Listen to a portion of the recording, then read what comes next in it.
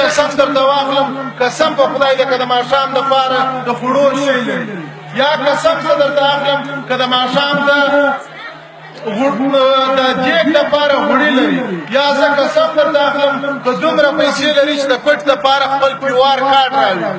نو زه که امهر فاونډیشن دی که نور په پاکستان کې خصوصا په بلوچستان ایالت کې د پټ ښار کې چې کوم فاونډیشنان کار کوي د دې ټولو څخه د انساني او اسلامي همدردۍ په خاطر باندې هیله او غوښتنه کوم که چیرې د افسرو د تاسو راسره راځي یا په دغه مجلس کې چې کوم خلک راغلي زه هغه تاسو ته ولولم تاسو خپله ولولئ یعنې داسې خلک شته داسې کونډې او رنډې شته چې نارینه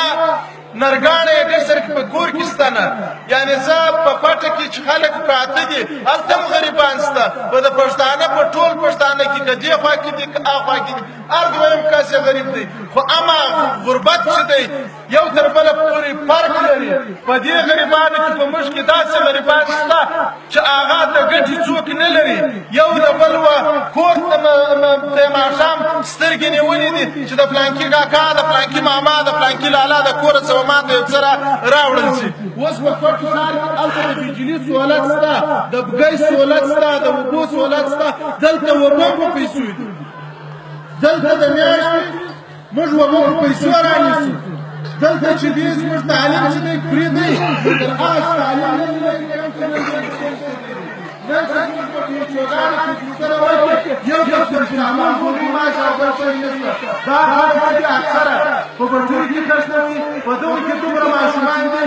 حسن خان چې اوس ولې دلته دوی خواران د غربت له وجې چې ښوونځي پرېښې ده دا کار ما د جوابران ټولنې اول ول ستا د ښوونځي تعداد څونه دی ما خپل د ښوونځي تعداد ورکړی دی مګر دا ما خپل پر ښوونځي نه دي ویشلي دا ما چېرته غریب دی د دغه قوم د مشرانو کوم په همکارۍ باندې چېرته چې په کوم کې غریب دی معیوبه دی درپدره دی هغه ما راغوښتی دی یعنی زموږ په نوي سرانان په حواله کې خبره درته وکړم دلته شاوخوا 15,000 زده کوونکي نجونې والوکان دي چې هغه زده کړې مفت اما محبت د وجې څخه دغه زده کړه په 0,000 دلته اکثره چې په کراچي چپال اکثره موږ ولې په وخت کې د خښتو په بټۍ کې کار کوي نور مو وخت نه راله دغه کوم اوږدومه نو هیله لرم چې حسن خان خپل مجلس موږ ته وکړي نو دغه زموږ کومې غوښتنې چې دي پر دغو باندې د دوی کوم د بودیجې ته په کتو او د دوی د لاسرسي ته په کتو هیله مو ده چې زموږ سره د غریبانو سره دوی لاسنیوی وکړي